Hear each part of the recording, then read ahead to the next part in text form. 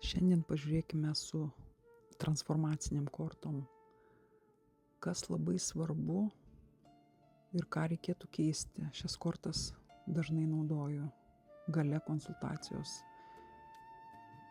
kaip patarimas. Pirma, antra ar trečia korta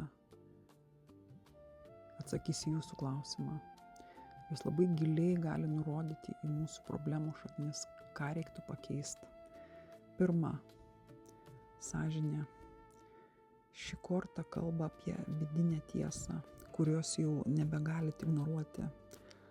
Gali būti, kad jaučiat labai aiškiai, bet vis dar bandot pateisinti save. Santykiuose reiktų būti atviresniam, nebeslėpkit tikrų jausmų. Kartais vienas nuoširdus pokalbis gali viską pakeisti. Darbe taip pat reiktų priimti sprendimus remiantis savo nuojautą. Kartais tai gali atrodyti visiškai nelogiška. Antras variantas – apatito akmuo, toks intuicijos,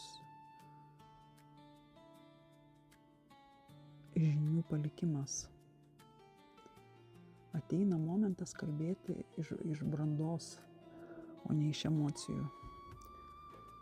Gali kartoti situacijos, kurios jau turėjo kažko išmokyti. Santykiuose reiktų nebekartoti senų modelių. Tiesiog parodyti savo ir partneriui, kad esame jau kitame lygyje. Darbe taip pat pasitikėti savo patirtim.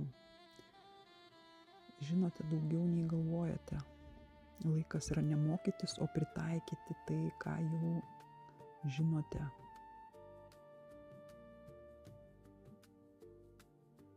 Trečias variantas. Amazonitas labai švelnus akmuo. Patarimas, vertė.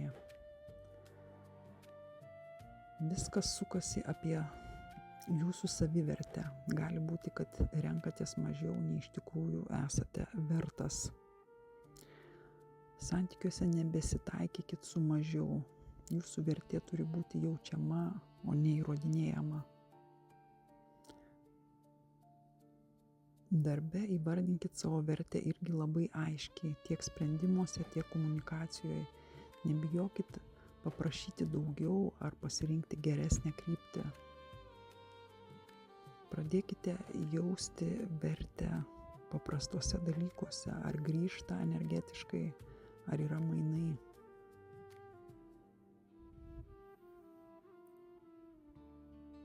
Pažiūrėję giliau galime pakeisti situaciją savo gyvenime, santykiuose.